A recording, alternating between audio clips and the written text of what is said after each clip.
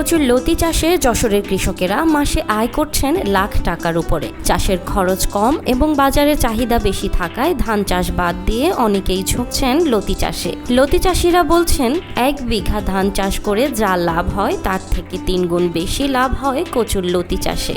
1 বিঘা ধান লাগাবেন, 5 কাঠা লতি লাগাবেন, আশা করি লতির সাথে 1 বিঘা ধান পাবেন। কৃষি ফসল উৎপাদনের ক্ষেত্রে যশোরের ঐতিহ্য অনেক বেশি। গত কয়েক বছর ধরেই যশোরের কচুর লতির ফলন বৃদ্ধি পেয়েছে। লতি চাষ করে এখন অনেক পরিবারও হয়েছেন স্বাবলম্বী। বান্ডেল থাকলে প্রতি সেনমানিতে টাকা বাঁচবে। বিকাশ সেনমানি বান্ডেল কিনে জিতুন প্রতি লেনদেনে। আমরা প্রত্যেক বছরই 2 বিঘা 3 বিঘা করে কচুর লতির চাষ আমি করি। আমরা প্রত্যেক বছরে আপনার জ্যৈষ্ঠ আষাঢ় মাসে লাগাই, আপনার আষাঢ় শ্রাবণ ভাদ্র আশ্বিন কার্তিক 4-5 মাস আপনার ফলন দেয়। পুষ এবং মাস এই 2 মাস কম দেয়, আবার ফাল্গুন চৈত বৈশাখ জ্যৈষ্ঠ 4 মাস আবার খুব ফলন দেয়। আমরা বিঘে প্রতি আপনার কচুর লতির ফলন পাই, আপনার যদি ভালো হয় তাহলে আপনার দেখা যাচ্ছে কি 12 থেকে 15 মণ করে বিঘা প্রতি ফলন। 33% আমাদের বিঘা। আমরা এই বছর অনেক স্বাবলম্বী কচুর লতির চাষে। কচুর লতি চাষে একসময় চাষিরা আগ্রহী ছিল না, তবে ধান চাষের তুলনায় কচুর লতি চাষে খরচ কম এবং সহজে চাষযোগ্য ফসল বলে এখন এই চাষের প্রতি আগ্রহ বেড়েছে অনেক। লতি চাষে আগ্রহ বাড়ার আরেকটি কারণ হলো এটা একবার চাষ করলে পুরো বছর লতি পাওয়া যায়। যারা লাগাইছে তারা এর মজাটা বুঝে গেছে। অল্প একটু লাগালাম, এই যে এইবারটা আমার অনেক প্রায় 1.5 বিঘা রয়েছে। তাহলে এই চাষ যারা করিনি তারা হয়তো ভাবতেছে মেলা ব্যয়বহুল চাষ। আসলে লাগানোর প্রথমে একটু খরচ, তারপরে কোনো খরচ নাই।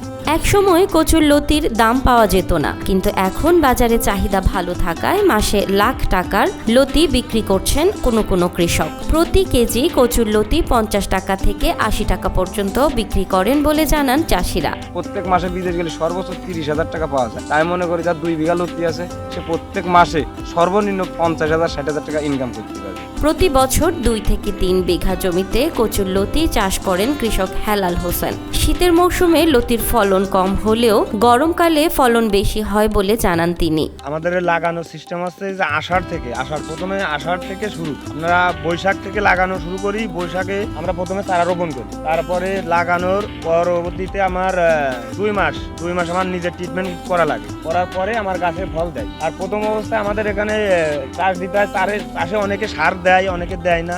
এখান থেকে মনে করেন যে অনেক ফলন পাওয়া যায়।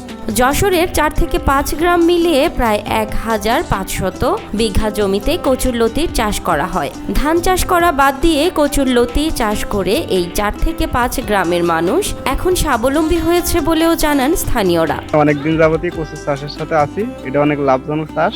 এই চাষে আমার ফ্যামিলিতে 7-8 জন মানুষ আছে, সব চলে, কৃষিকাজ আছে, সবই চলে। এরপর আমার অন্য কোনো চাষাবাদ নেই। আগে ধানের চাষ মাস করতাম, ওগুলোই লাভ নেই, সব লস। দেখা যাচ্ছে সিজন শেষে ধান বেচতে গেলে খরচ কথা হিসেব করলে আরো গাড়িতে 5,000-10,000 টাকা লস। এই কারণে এখন ধানের চাষ বাদ দিয়েই কচুর চাষের সাথে আছি। অনেক লাভজনক চাষ। প্রত্যেক মাসে দেখা যাচ্ছে এভারেজ 1 বিঘা বইতে। কচুর লতি আবাদে লাভবান হওয়ায় সচ্ছল কৃষকদের মতে ধান চাষের পাশাপাশি কচুর লতি চাষ কৃষকদের জন্য ভালো।